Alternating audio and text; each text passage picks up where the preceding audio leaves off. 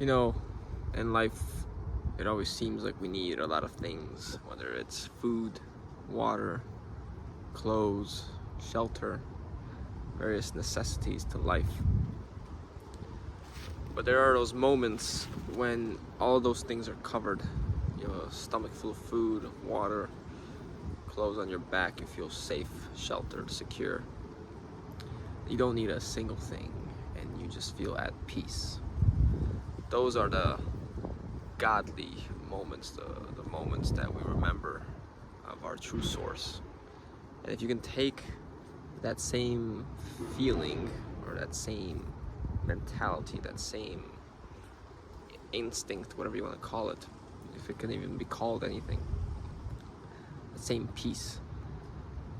And even in times of necessity where things aren't guaranteed for you, you don't feel like you're safe the next day or guaranteed a meal, or there's chaos ensuing, you can still maintain that level of peace, then things always seem to work out, because our source is always with us in those times, and in that level of mentality or thinking or instinct or feeling. Hi everyone, welcome back. You'll have to excuse the shadows.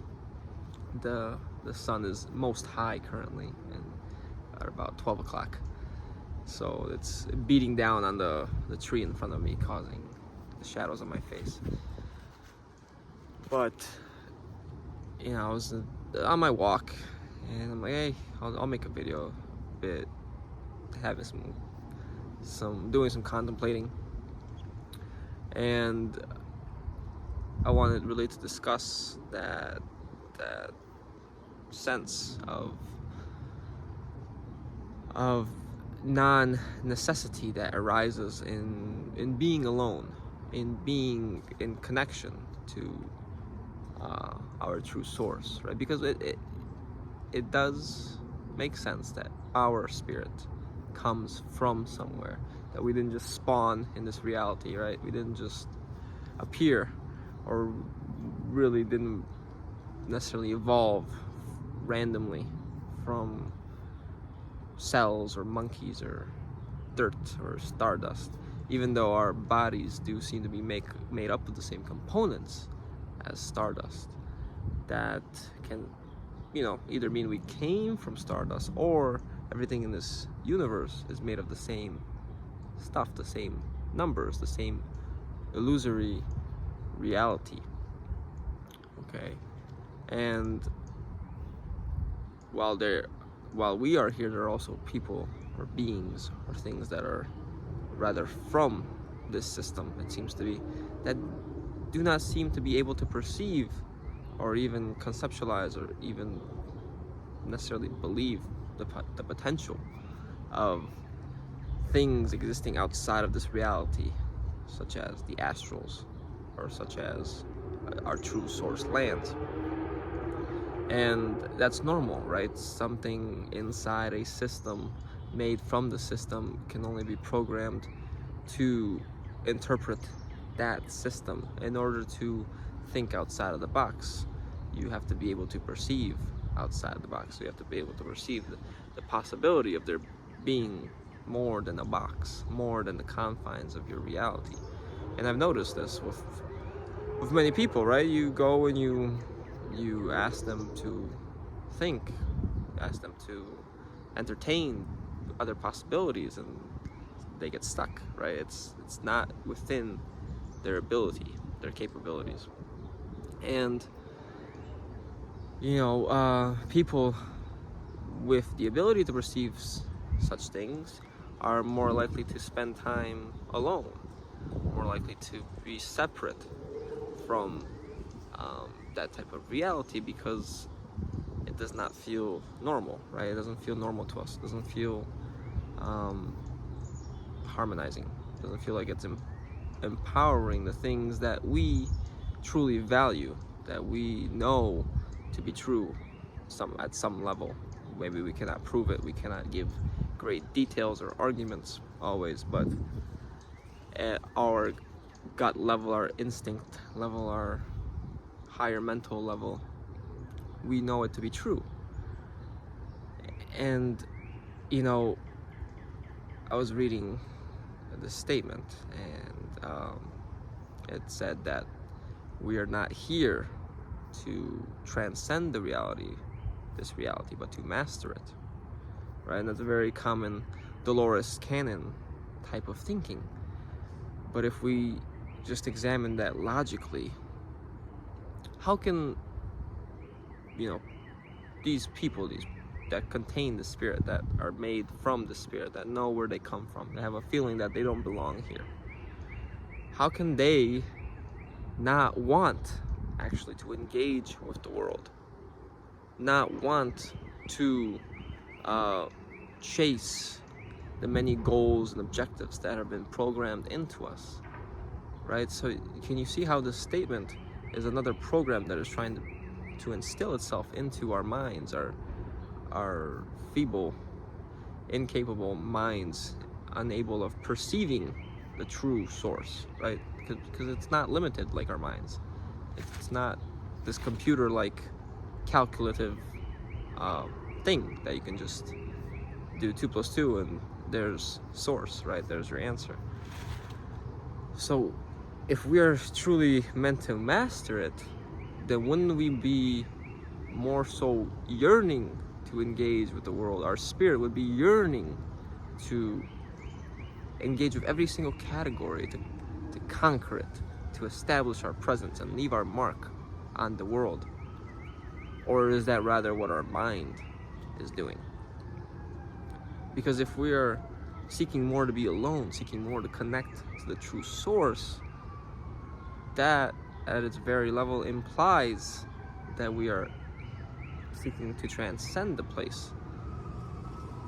Because there is a fine balance to this duality that exists here, right? It's like every time there is some sort of up, there will be a down. Every time you go forward, there will be a push backwards. There's no one-sidedness to anything. There's no one-sided truth, really, because everything has its own perspective that is being projected outwards from a singular point. And that point is the middle point, it seems to be, of everything. So in our desire to be alone, to be connected to the true source, well, we look around, right? At first it starts with us looking around and saying, well, where is God? Where is our source? Why are we here? Right? We don't do things for the sake of doing them. We need to understand why. We need to feel like we have a purpose. We feel like we have a mission. Otherwise, just go ahead and work as a garbage man. Go ahead and work as a janitor.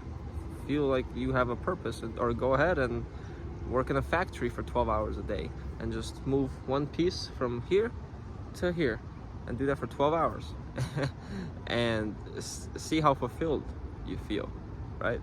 And there are many people that actually can do that because that's what they're programmed to do, and they have nothing inside them that is shaking or yearning for something more, because they weren't given that, right? They were made to be workers. And that's what I feel this reality, whoa, squirrels are antsy today. That's what I feel this reality is really about. It's a design to create workers, because workers create energy. If you look everywhere around us in the systems we have, everyone is designed to be a specific type of worker in a specific type of category. And even if you take all the man-made systems away, which they're not man-made because they're parasitic systems, and the true spirited ones, they're not parasites. But if you take these systems away, what are you left with? You're either left with this caveman mentality, or at best a Native American mentality, where the humans seek to be one with nature, right? In harmony with nature, taking but also giving, at the balance that I mentioned. But even that, you are still working.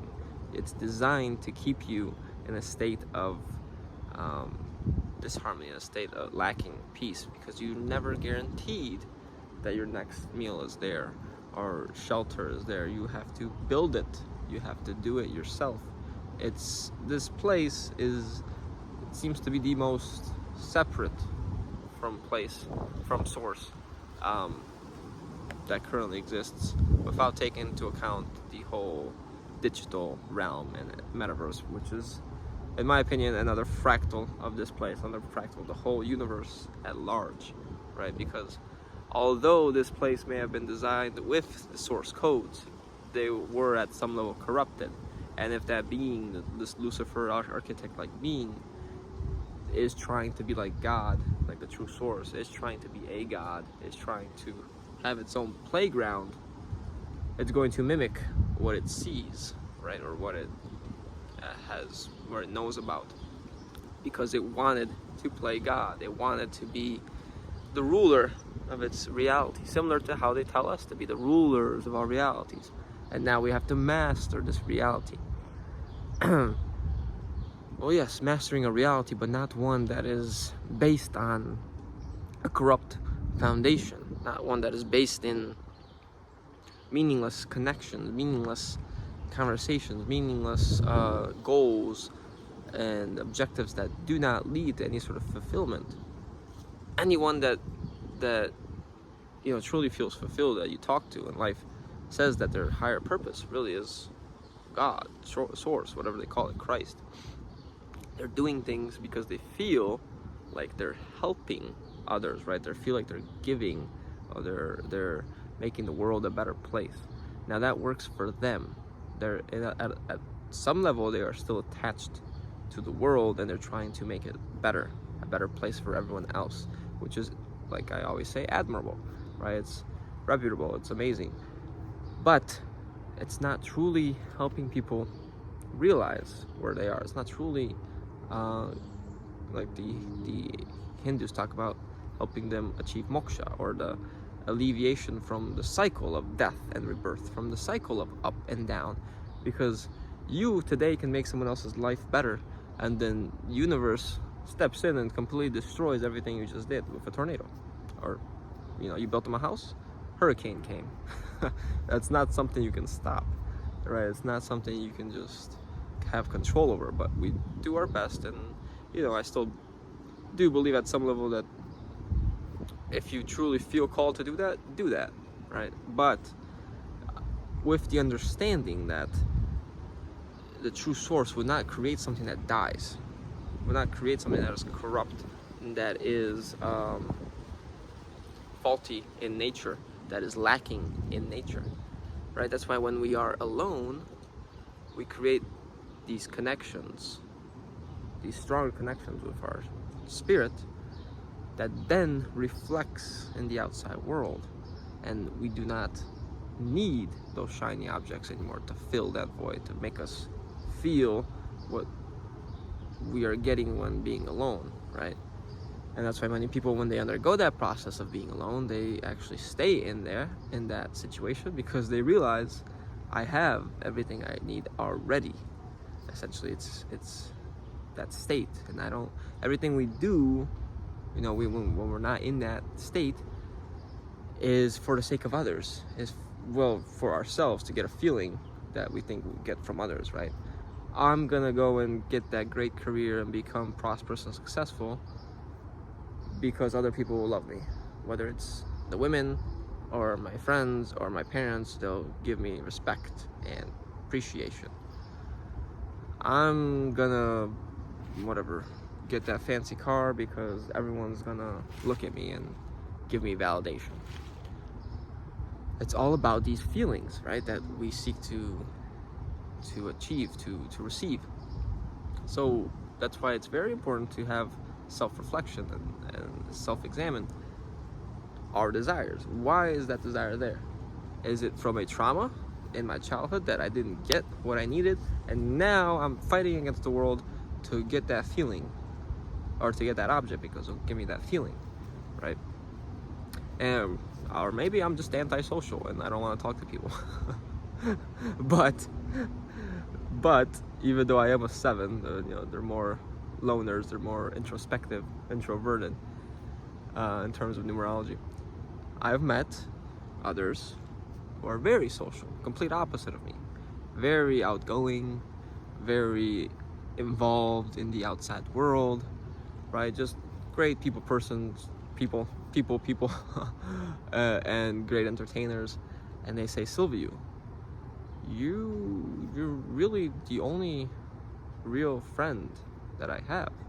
I'm surrounded by all these people, but you're the only one I feel a connection with, a spiritual connection, right? There's the physical, the emotional, the mental, and then the spiritual, which really embodies all of the other ones. And they say,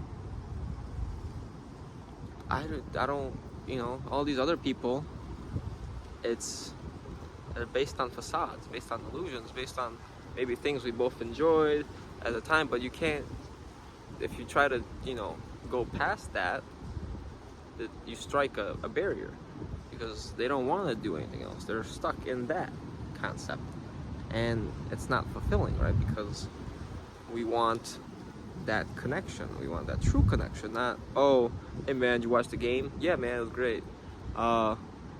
Oh, you see what the government's doing? What are you talking about? No, don't talk about that.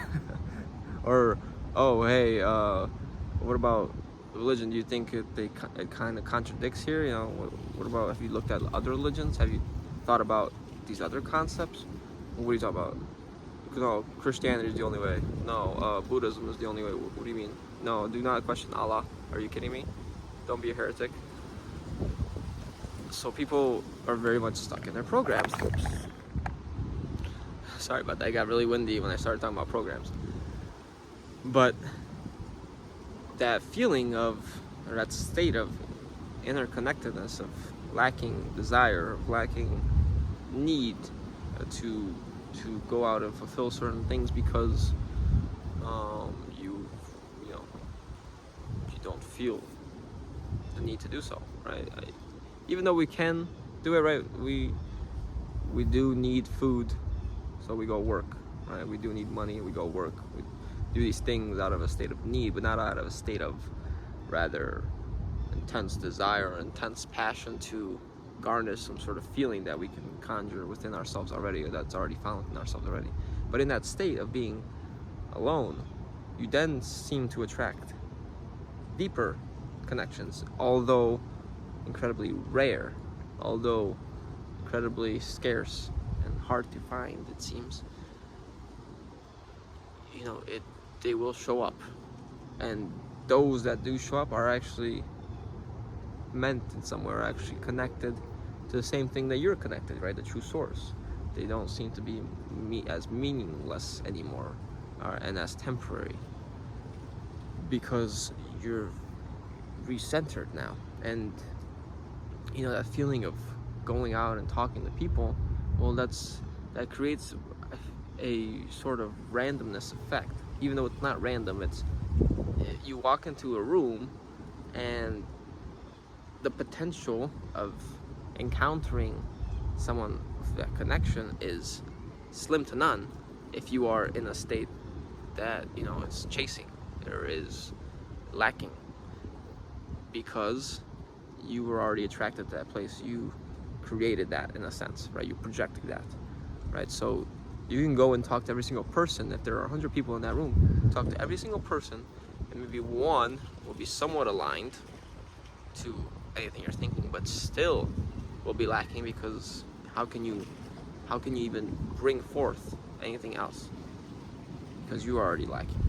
Yet, then you say, wait, well, if I'm not chasing and not looking, and then the other person's not looking, how am I ever going to have any sort of meaningful connection in my life anymore, right? Well, of course, this place, or the source in this place, is very meaningful, is very synchronistic, like we've noticed, and things just happen, right? If you let them, things just happen.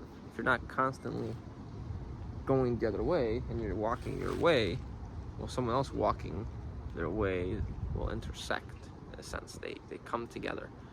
And you can say, well, how do we know that's not scripted? How do we know that's not the Adjustment Bureau? And these are, you know, similar questions that I have myself. But all you can do in that aspect is really trust your spirit. Trust that your spirit will bring those of like spirit to you, but also, of course, be discerning. Also, of course, be self-aware. What kind of state were you in when you met that person? How are you reacting around that person? How do they make you feel? You know, what kind of conversations are you having?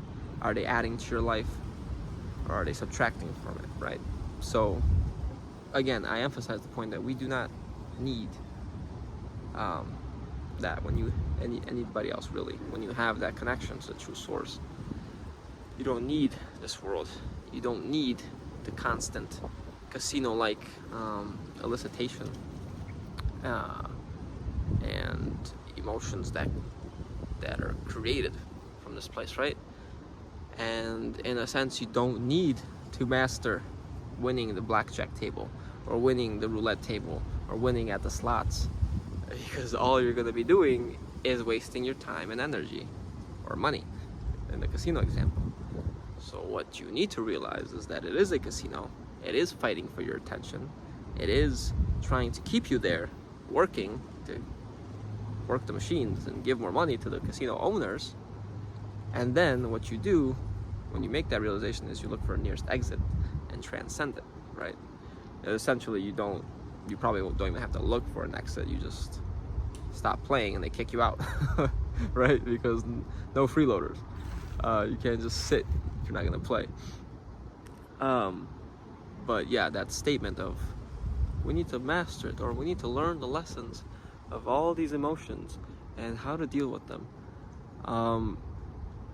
Quite the opposite, I think. We need to rather understand that we are not those emotions. We're so much greater, and all of those are merely illusions designed to keep your spirit programmed into here, there, up, down, left, right, playing the game, right? Like I always say in these videos.